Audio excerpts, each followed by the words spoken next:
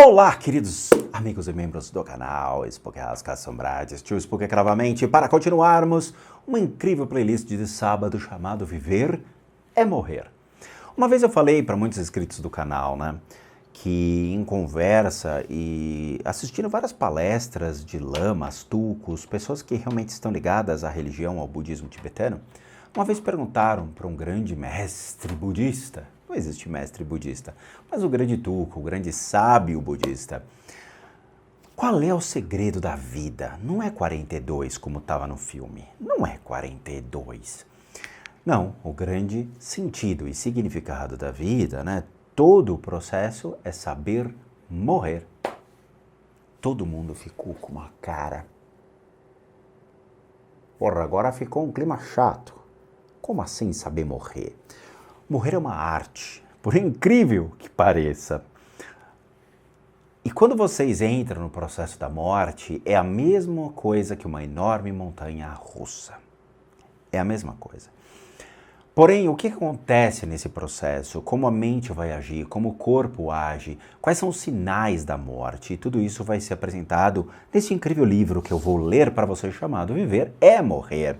Tá? É um livro para praticantes budistas. É um livro para aqueles que realmente seguem o caminho do budismo. E como nós somos um canal que traz muitos aspectos da religião e educação espiritual, o budismo, como é a minha religião, a religião que eu sigo, a religião que eu adotei para mim na última jornada da minha vida agora, tenho 47 anos e daqui para frente tudo vai ser relacionado ao budismo. Acho que é interessante para vocês perceberem e entenderem as diferenças. A sua religião não fala sobre isso. Por mais que a sua mente diz, cara, eu sei que tem alguma coisa atrás da morte, mas eu não sei o que é. Outras religiões já trazem esses pontos de vista tão nobres, tão elucidativos, que fazem com que você realmente perceba, dizendo, eu acho que eu estou na religião errada. Pergunte isso a você mesmo. Vamos lá, medo da morte. Temer a morte, senhores, não é nada mais do que pensar que se é um sábio quando se não se é. Pensar que se sabe o que não se sabe. Ninguém sabe se a morte não é a maior das bênçãos para o homem. Ainda assim, os homens a temem como se soubessem que ela é o maior dos males. E com certeza, a mais censurável das ignorâncias é acreditar saber o que não se sabe. Quem falou isso foi Sócrates, e não o jogador de futebol Sócrates, ok? O filósofo. Por que sentimos tanto medo da morte? Por muitas razões, mas o principal é que a morte é um território completamente desconhecido. Nenhuma pessoa que conhecemos voltou dos mortos para nos contar como é a morte. Voltou dos mortos, leia-se, O cara morreu, foi lá, viu, ele voltou pro corpo físico e falou, galera, o bicho pegou.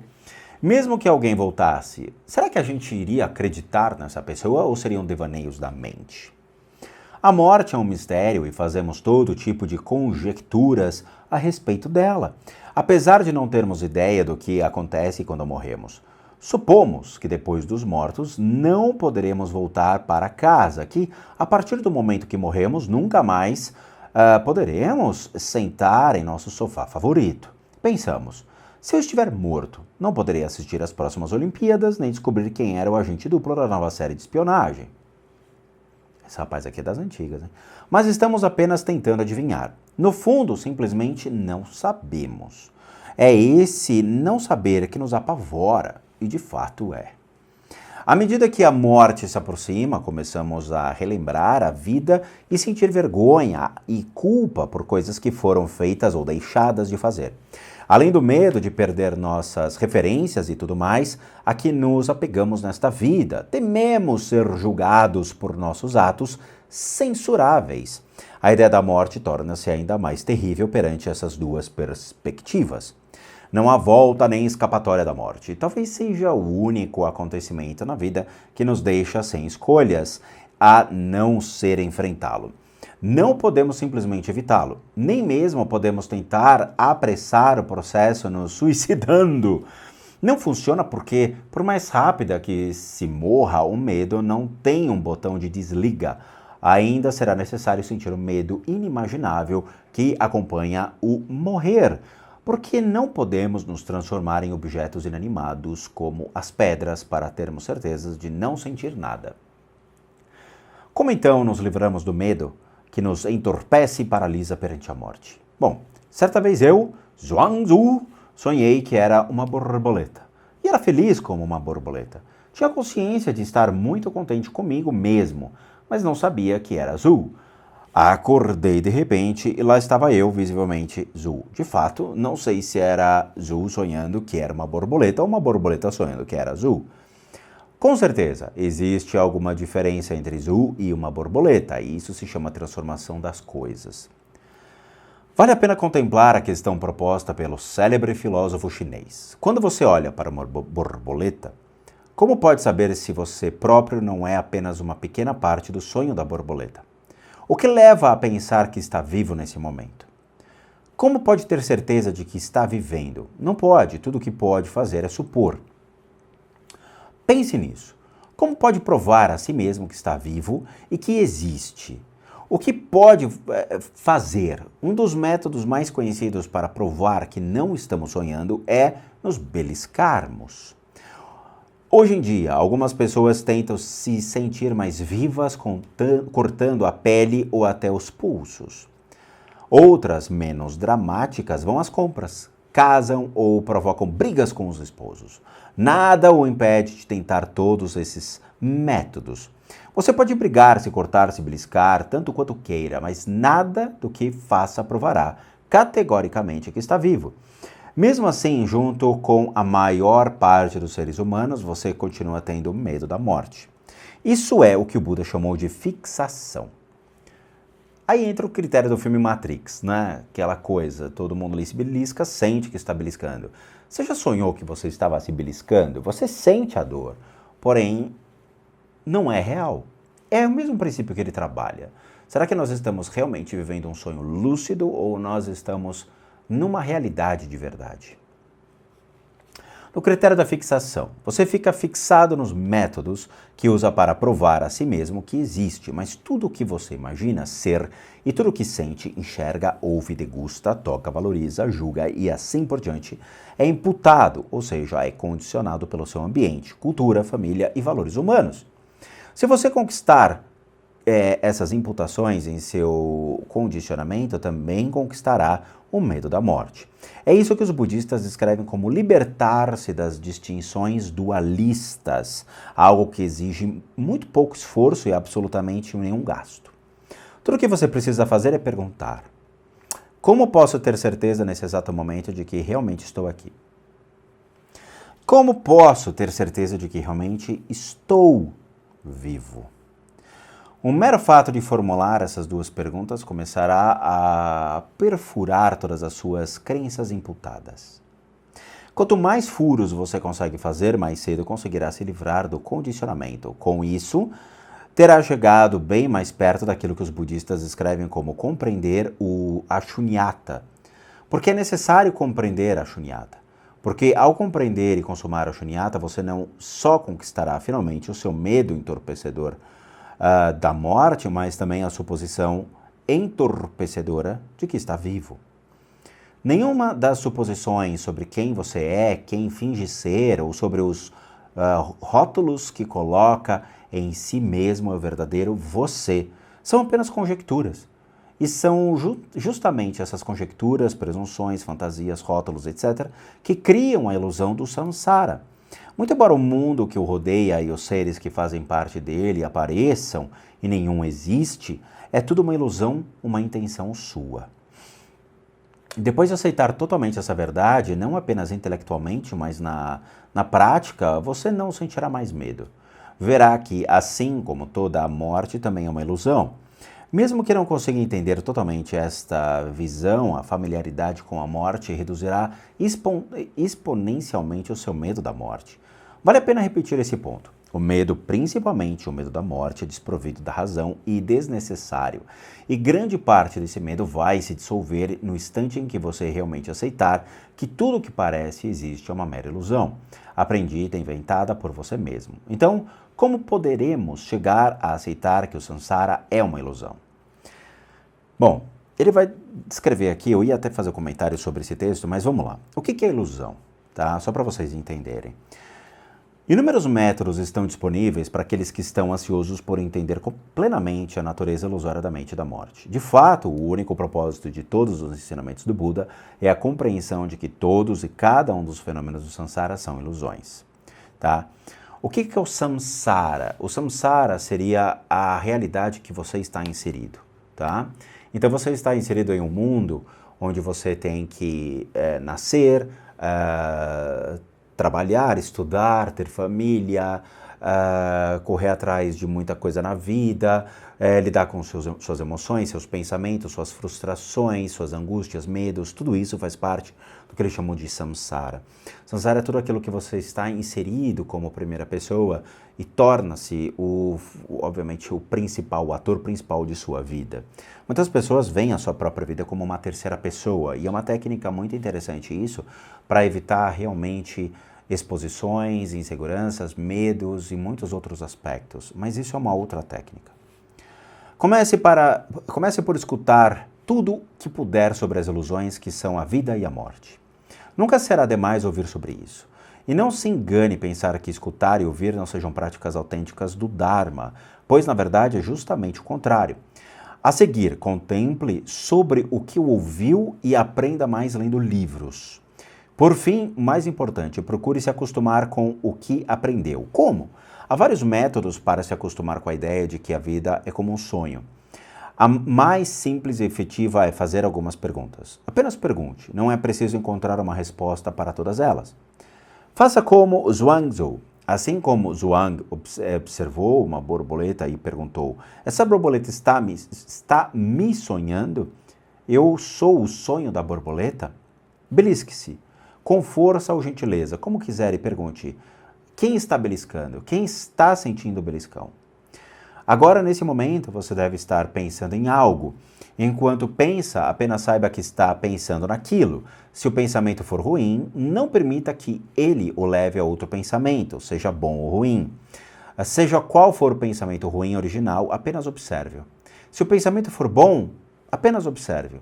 Se estiver pensando sobre as chaves do carro, apenas saiba que está pensando sobre as chaves do carro. Enquanto pensa sobre as chaves do carro, se de repente desejar uma xícara de chá, apenas saiba que está pensando na xícara de chá.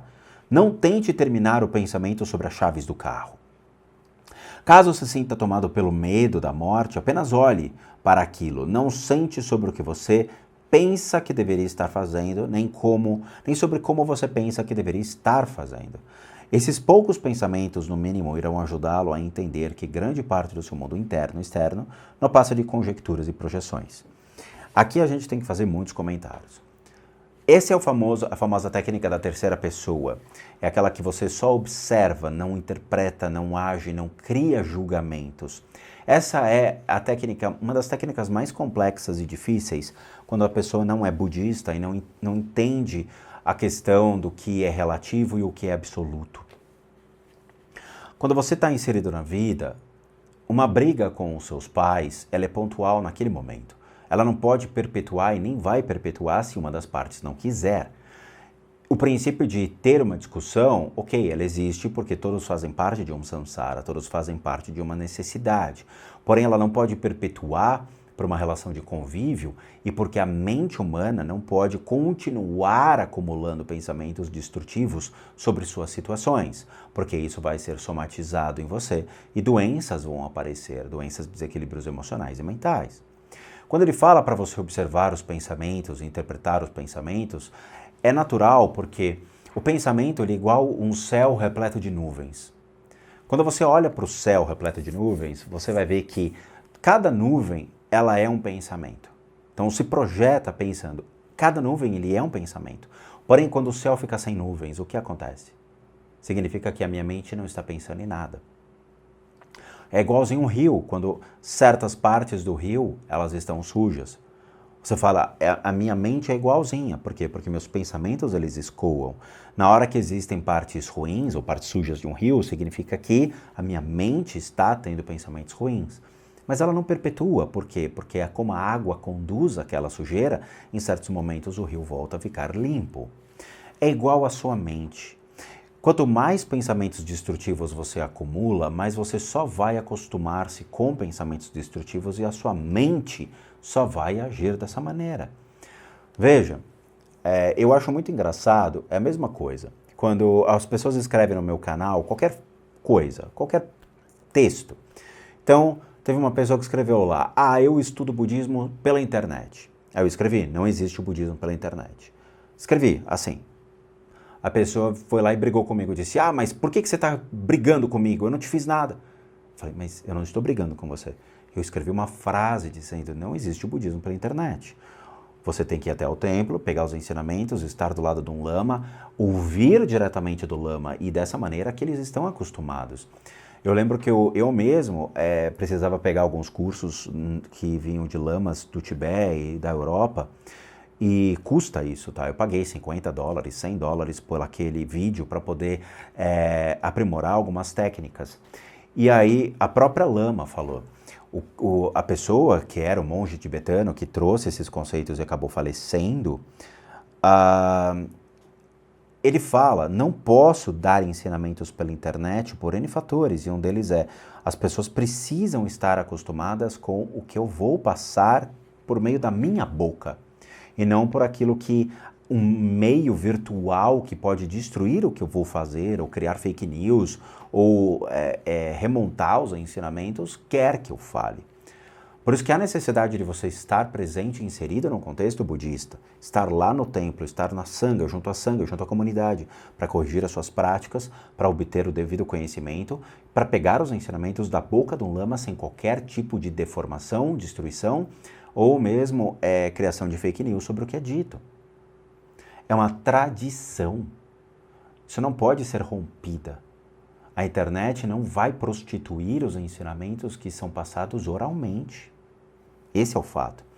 A mente dessa menina escutou o que ela quer, da maneira como ela escuta, da maneira como a vida dela perpetua. Ela acha que todo mundo vai brigar com ela e ela se torna culpada pelos seus próprios problemas. Vocês entendem? A mente de vocês é que cria valor sobre as coisas, sobre os objetos, sobre as pessoas e sobre o que é dito. Existe, obviamente, a questão do coitadismo. Então você se torna vítima da sociedade, qualquer pessoa que fale para você não é assim, você se condena e condena a pessoa, dizendo, olha lá, gente, tá me ofendendo, tá me falando mal, tá me destruindo, olha lá. Simplesmente a pessoa falou, não é dessa maneira, você não pode fazer isso. De novo, cai na mesma questão da mente. As oscilações da mente, a impermanência dos pensamentos, a maneira como vocês escutam, é a deturpação da sua própria mente. Cada um escuta de uma maneira, cada um interpreta de uma maneira. E por isso que existe essa necessidade de todos estarmos inseridos dentro do budismo, lá na comunidade, vendo a lama, porque vocês vão receber a informação como ela é passada, e não como o ouvido de vocês quer, como a mente de vocês quer. Esse é o grande problema, por exemplo, da internet. Quando você escreve um texto, você interpreta como você quer. E quando você me vê falando no vídeo, você entende o que eu estou falando. Ok? Tome muito cuidado com a mente de vocês, porque ela é que cria a forma de interpretar o que é dito por meio dos seus pensamentos e por meio daquilo que você constrói ao longo da sua vida como formas de lidar com você. Então, às vezes, você é uma pessoa que foi muito maltratada, qualquer um que fale para você um não, você automaticamente se coloca nessa posição de autodefesa, tá? Se você não tem tempo nem inclinação para se acostumar com a visão de que o samsara é uma ilusão, procure, ao mesmo, enquanto ainda está vivo e saudável, não se apegar demais aos seus planos, esperanças e expectativas. No mínimo, prepare-se para a possibilidade de dar tudo errado. Tudo que é bom na vida pode, em um piscar de olhos, tornar-se exatamente o oposto, e tudo que você valoriza pode, de repente, deixar de ter valor. Imagine que seu melhor amigo vá morar no outro extremo do país. Vocês passavam a se encontrar raramente e, com o tempo, tornaram-se emocionalmente distantes um do outro. Um belo dia ele escreve algo na mídia social que o deixa profundamente ofendido. Então, de uma hora para outra, ele passa a ser seu pior inimigo. É o que eu acabei de falar. A vida está cheia desses testes de realidade. Estar consciente de como as coisas mudam é uma forma útil de treinamento mental, e abrir mão de todo o seu apego e planos, horários e expectativas reduzirá consideravelmente o seu medo da morte. Se não passar por frustrações e fracassos enquanto está vivo, ficará apavorado quando estiver às portas da morte. Claro, então será muito tarde para que possa fazer algo por si mesmo. Se tiver sorte, os seus amigos e familiares talvez queiram assumir a responsabilidade de unir as causas e condições para que poderão lhe trazer algum consolo e coragem. A melhor coisa que podemos fazer por uma pessoa que está morrendo é não mentir sobre o que está acontecendo com ela. Eu gostaria muito que as pessoas fossem mais honestas quando você estiver morrendo, né? Mas é aquilo que eu falo, as pessoas têm que produzir mais, têm que criar mais, têm que realmente estudar mais. Eu sempre falei, não adianta a pessoa se formar na escola e achar que é o suficiente, ou se formar numa faculdade e achar que é o suficiente, ou ter pouquíssimas experiências na vida. As pessoas têm que ter experiências na vida, as pessoas têm que entender a vida. É por meio de sentir a raiva que nós entendemos o que é a raiva. É por medo que nós entendemos o que é o medo e como interpretar o medo. A questão da insegurança, a questão da violência. Quem passou pela violência sabe exatamente o que é a violência. E você consegue interpretar e entender quando ela vai se iniciar. Então, a gente tem que ter esses traquejos na vida para entender não somente como evitar isso, mas como interpretar e criar reações saudáveis quando isso acontecer. O tipo mais intenso de medo é causado pelo egoísmo e pela ganância. Nós todos estaremos sozinhos depois da morte, mas se você tem o hábito de estar sempre demonstrando a sua obsessão por si mesmo, diante de uma audiência que o admira, vai achar a solidão da morte insuportável. Acostumado com a admiração de bajuladores que atendem os seus mínimos desejos quando se encontram completamente, só você será dominado por um medo inimaginável. Assim, ao reduzir o seu egoísmo, você poderá reduzir a intensidade do seu medo. Difícil, né? Hoje todo mundo tem o seu lado muito relacionado ao egoísmo. Egoísmo é o seu apego, é o seu ego que cria desejos, vontades, apegos que são completamente desnecessários em sua vida, ok? Tome muito cuidado com isso.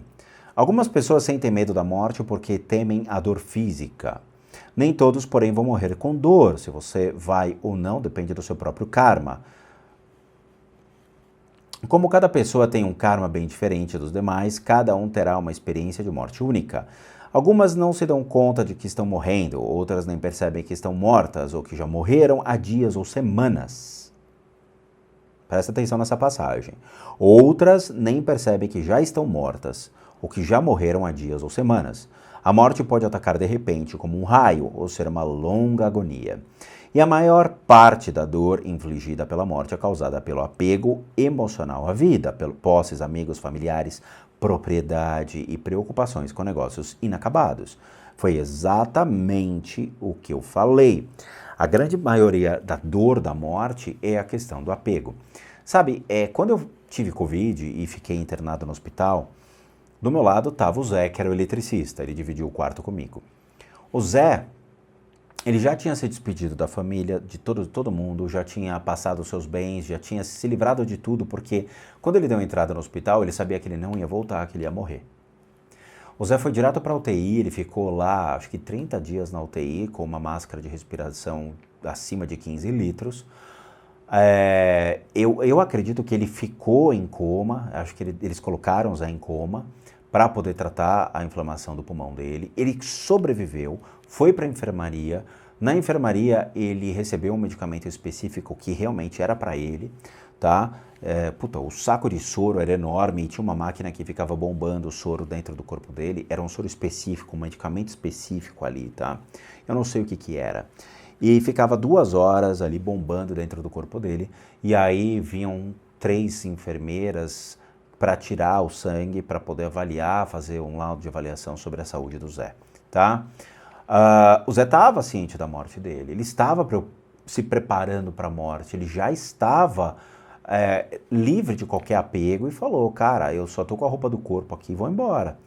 E realmente ele não tinha nem outra roupa, ele só tinha a roupa do corpo, ele ficava com o avental, né, da enfermaria e ficava lá, com as bundas de fora, deitado na cama, indo para um lado para o outro. Só depois, quando ele ficou sabendo que ele iria ter alta, é que ele conseguiu pedir para que entregassem as roupas para ele, demorou alguns dias para que ele pudesse sair. Mas ele já estava ciente da morte. O que muitas pessoas que deram entrada no hospital não estavam cientes da morte. Eu, por exemplo, eu briguei pela minha vida, eu briguei pela existência.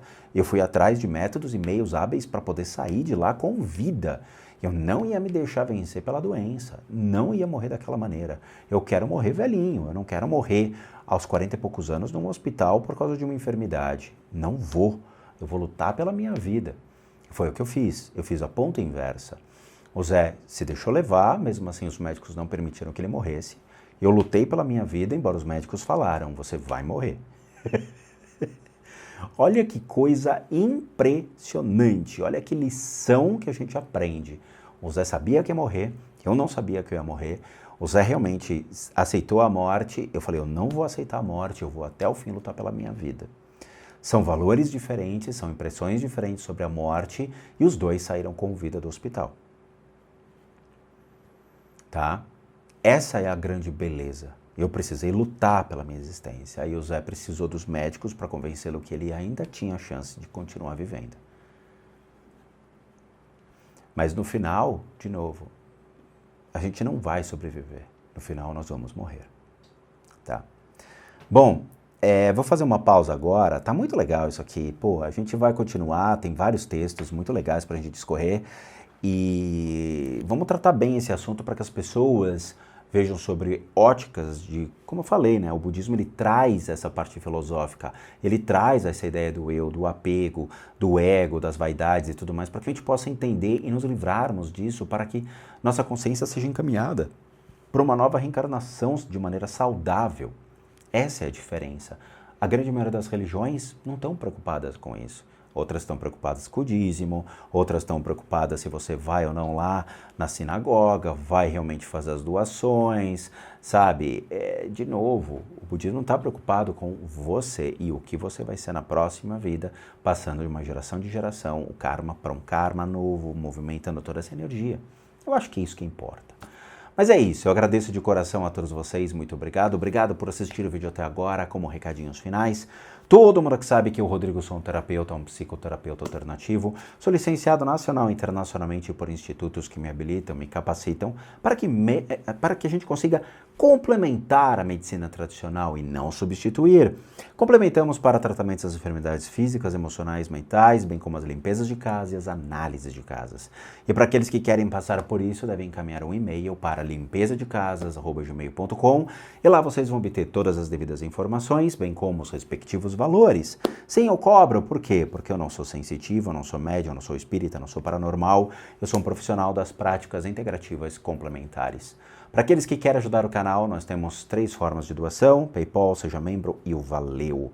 Tá? Encontra isso tudo aqui abaixo, é só você clicar, você vai saber exatamente a pagininha onde vai te encaminhar, e aí você consegue fazer a doação que nos ajuda muito.